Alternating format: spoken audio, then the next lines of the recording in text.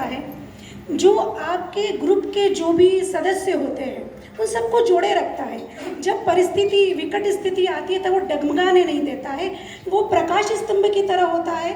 जो प्रकाश स्तंभ होता है जो जहाज़ों को भटकने नहीं देता है। ऐसे किसी भी संस्था के जन्म से पहले उसका ध्येय वाक्य, उसका आदर्श वाक्य होना बहुत ज़रूरी है। जैसे भगवान विष्णु ने काफ़ी सारे जन्म लिए, वो लेकिन हर एक जन्म का उद्देश्य था। भले वो नरसिंह अवतार में आए हों, भले वो वामन अवतार में आए हों, भले राम के रूप में आए हों या भले वो श्री कृष्ण के रूप में आए हों, जन्म से पहले ही उनका ध्येय, उनका जो समाज को जो देना था वो निर्धारित था।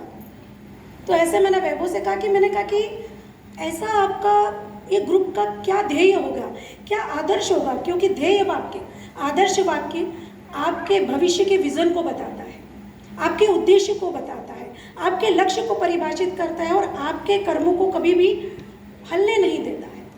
तो मैंने पूछा अच्छा आपने वो जो नाम रखा है ये क्यों रखा? तो उन्होंने कहा अरे यार इसका मतलब ये है कि वर्क ओनली वर्क। तो मैंने कहा बस।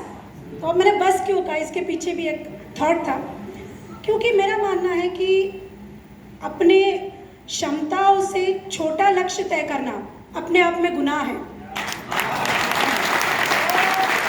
अपने क्षमताओं से छोटा लक्ष्य तय करना एक गुनाह है और वो गुनाह आप अपने साथ करते हैं। तो ऐसा कभी मत करिए, हमेशा आपका लक्ष्य बहुत ऊंचा होना चाहिए।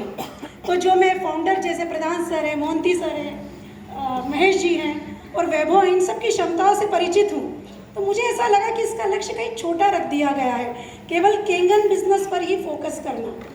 क्योंकि मेरा मानना है आपका जो व्यवसाय होता है वो आपकी ज़िंदगी का एक छोटा सा हिस्सा होता है। ज़िंदगी काफ़ी बड़ी होती है, चुनौतियाँ काफ़ी बड़ी होती है।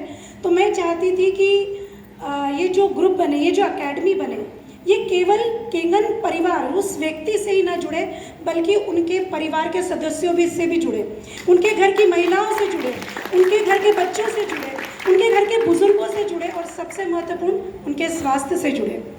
जैसे कि केंगन वाटर जो है आपके बॉडी को अल्कलाइन रखता है, तो मैं चाहती थी और मैंने वैभव को कहा कि कुछ ऐसा करो कि केंगन वाटर तो कर ही रहा है, आपके बॉडी को अल्कलाइन कर ही रहा है, एसिड के प्रभाव को कम कर ही रहा है, कुछ ऐसा करिए कि इस परिवार से जुड़े हुए जो भी लोग हैं उनके चिंतन, उनकी बुद्धि को भी अल्कलाइन किया जाए। तो केंगन वाटर जहाँ आपकी बॉडी को अल्कलाइन करेगा, मैं चाहती थी ऐसे विचार आए, ऐसे अनुभव आए, ऐसे ज्ञान आए जो आपके विचारों को अल्कलाइन करे, आपकी चिंतन की, आपकी बुद्धि की, आपके मन की नकारात्मकता को दूर करे। तो इसीलिए मैंने कहा कि क्यों ना इसका नाम वर्ड्स ऑफ विजडम रखा जाए।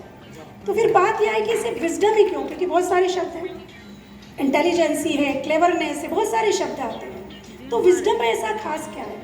देखिए, जब हम विजडम की बात करते हैं तो विजडम वो ज्ञान होता है जो केवल डिग्री से नहीं आता,